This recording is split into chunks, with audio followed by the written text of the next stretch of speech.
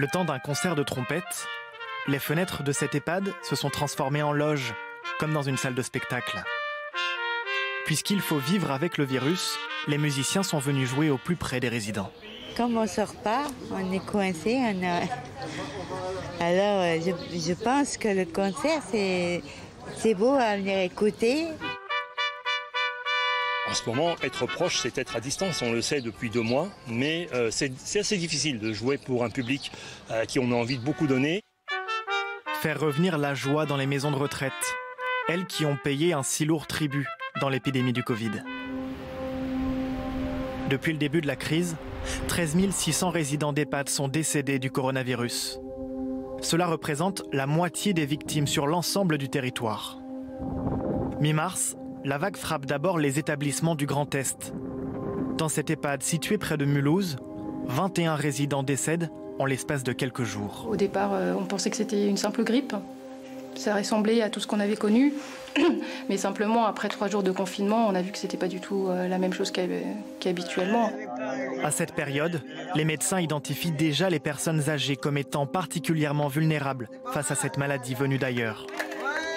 Certaines maisons de retraite décident alors de se barricader. Le personnel se confine avec les résidents, comme ici près d'Angoulême. Allez, on se protège.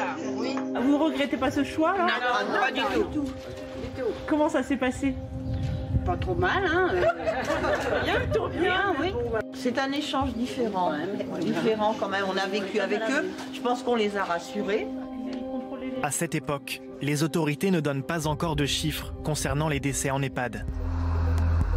Il faut attendre le 2 avril pour que le directeur général de la santé donne un premier bilan.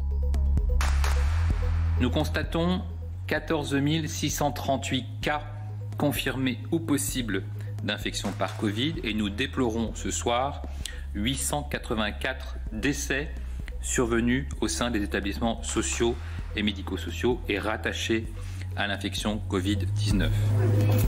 Il y a urgence à protéger les personnes âgées, mais les professionnels de santé déplorent des manques de matériel pour les accompagner.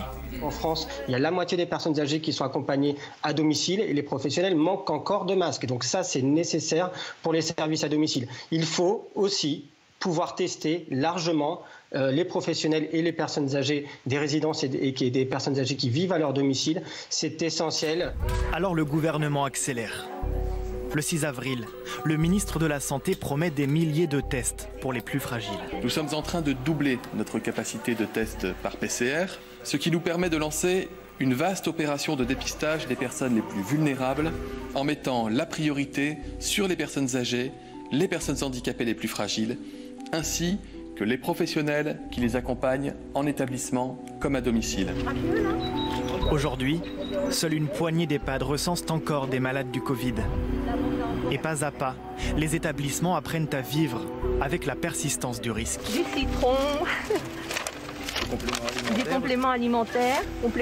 Ça fait un très grand plaisir. Parce qu'au bout de 7 semaines, parce que moi ça fait 7 semaines, c'est le bonheur. Voilà.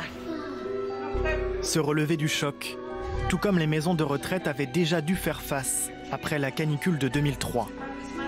Cet été-là, 15 000 personnes avaient succombé à la vague de chaleur.